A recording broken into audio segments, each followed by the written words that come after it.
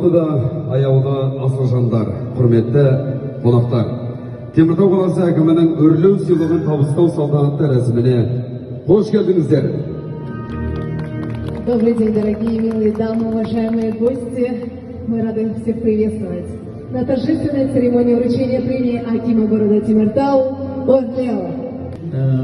Жетістіктерді атап өтуіне біз арнайы өрлеу сыйлығын тағайындап биылғы жылда үшінші рет атап өтетін боламыз. Шын жүректен жеңімпаздарды атаймын. Өрлеу сыйлығын салтанатты түрде табыстауыңызды сұраймыз. Өрлеу сыйлығымен мәдениет саласының үздігі номинациясы бойынша Қазақстан Республикасы тұңғыш президентінің тарихи мәдени орталығының директорының орынбасары Үрзада Атабекқазы Есмұрзаева ханым марапатталады.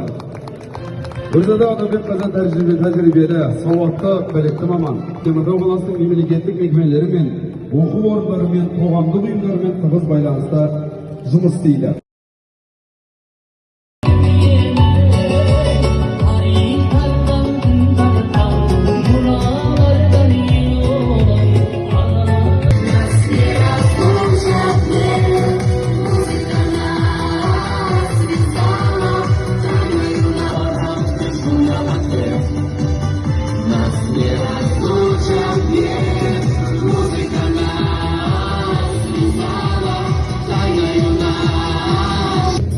Бүгінгі марапат иелерін шын жүректен тағы да құттықтаймыз.